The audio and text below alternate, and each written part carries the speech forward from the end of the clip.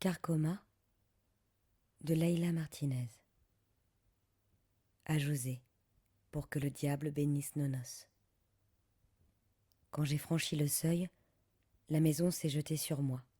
C'est toujours pareil avec ce tas de briques et de crasses. Il se rue sur tous ceux qui passent la porte et leur tord les boyaux jusqu'à leur couper la respiration. Ma mère disait que cette maison faisait tomber les dents et asséchait les entrailles. Mais il y a longtemps qu'elle a pris le large et je n'ai plus aucun souvenir d'elle. Elle disait ça, je le sais. C'est ma grand-mère qui me l'a raconté. Pourtant, elle aurait pu s'épargner cette peine parce que j'étais déjà au courant. Ici, tes dents, tes cheveux et ta chair tombent. Et à la moindre inattention, tu te retrouves à te traîner d'un coin à l'autre, ou tu te mets au lit pour ne jamais te relever. J'ai posé mon sac à dos sur le coffre et ouvert la porte de la salle à manger. Ma grand-mère n'était pas là, sous la table de la cuisine non plus, et encore moins dans le placard de la remise. La vieille peau. Puis j'ai vu le bout de 2 chaussures poindre sous un des lits. Dans d'autres circonstances, je n'aurais pas soulevé le bord de la courte pointe, car il vaut mieux ne pas déranger ceux qui vivent là. Mais les souliers de ma grand-mère sont reconnaissables entre mille. Leur vernis brille tellement qu'on peut s'y refléter depuis l'autre côté de la pièce. Quand j'ai tiré sur le tissu, elle regardait fixement les lattes du sommier. Une voisine qui l'avait surprise en train de sortir du coffre, un matin, a dit au journaliste que la vieille était frappée de démence. Mais qu'est-ce qu'elle en savait, cette sale langue de vipère aux cheveux plus crades que la friteuse d'un routier? Ce n'était pas de la démence. J'ai tiré la vieille, l'ai assise sur le lit et secouée par les épaules. Ça marche certains jours, d'autres non, comme cette fois-là. Quand c'est le cas, il est préférable d'attendre que ça se tasse. Après l'avoir trimballée dans le couloir, j'ai ouvert la porte du grenier pour l'y pousser et l'enfermer à clé. Dans cette maison, on peut verrouiller toutes les portes de l'extérieur. C'est une tradition familiale, comme toutes ces conneries que font les gens à Noël. Nous avons beaucoup de traditions, entre autres de nous enfermer les unes les autres, mais nous ne mangeons jamais d'agneau, parce que ces bêtes-là ne nous ont rien fait, et que nous trouvons ça mal poli. Je suis descendue chercher mon sac avant de remonter.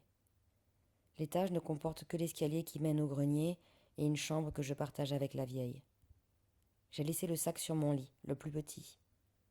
Avant, c'était celui de ma mère, et avant ça, celui de ma grand-mère.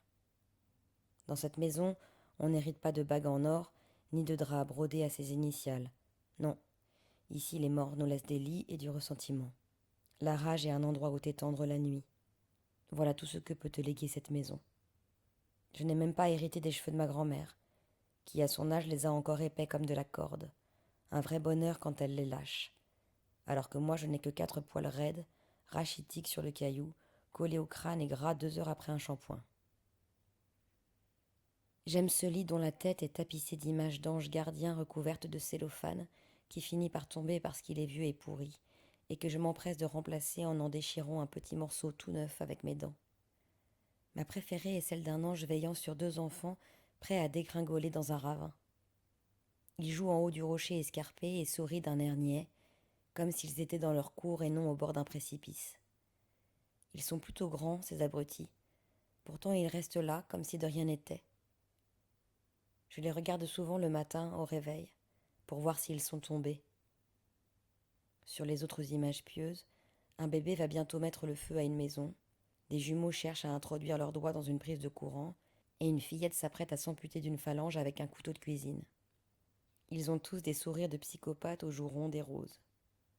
La vieille a collé ces scènes-là dès la naissance de ma mère, pour que les anges la protègent. Et chaque soir, avant de s'endormir, elle s'agenouillait à côté du lit, les mains jointes, et priait, aux 4 petits coins de mon lit, 4 petits anges montent la garde.